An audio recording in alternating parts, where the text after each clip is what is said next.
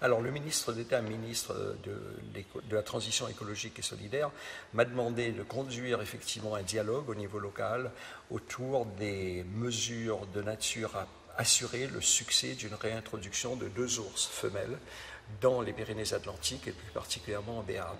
Cette mission s'est étalée sur 7 semaines. J'ai pu organiser 25 réunions, rencontrer plus de 100 personnes, sans compter d'ailleurs les réunions avec les services de l'État. Et à l'issue de cette concertation, j'ai fait donc remonter mon rapport au ministre la semaine dernière.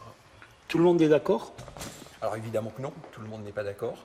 Moi je retiens une chose simple, et qui est d'ailleurs dans le plan Ours Brun 2018-2028.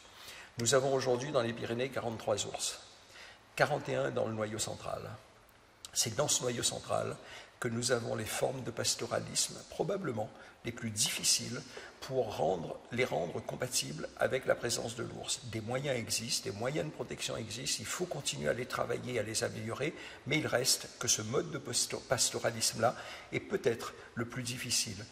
Et nous sommes face à un choix où nous considérons qu'avoir une population d'ours pérenne, on le fait sur l'ensemble de la chaîne pyrénéenne en essayant de finalement mieux répartir la pression de l'ours sur les activités humaines, ou alors on considère que puisque dans le noyau central et plus particulièrement en Ariège, ils ont finalement l'essentiel des ours, qu'ils les gardent.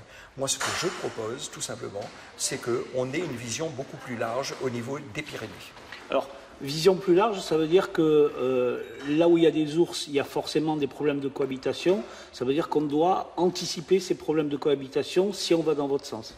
Alors, il y a des acteurs, je pense à la pastorale pyrénéenne, je pense à l'Office national de la chasse et de la faune sauvage, je pense au parc d'ailleurs, qui travaillent depuis parfois des décennies sur ces questions-là. On sait qu'il y a des moyens de protection qui peuvent être effectivement efficaces, mais ça exige un certain nombre de conditions. D'abord, il y a la question du délai. Sélectionner un chien patou, le former à l'estive, réussir à ce que l'ensemble formé du berger et du chien patou puisse fonctionner avec un diagnostic de vulnérabilité estive par estive, ça demande, tous les spécialistes le disent, à peu près 1 an. Et nous devons effectivement mettre à profit le temps que nous avons devant nous grâce à ce suivi très fin des ours nouvellement introduites par leur collier GPS pour travailler ces questions-là.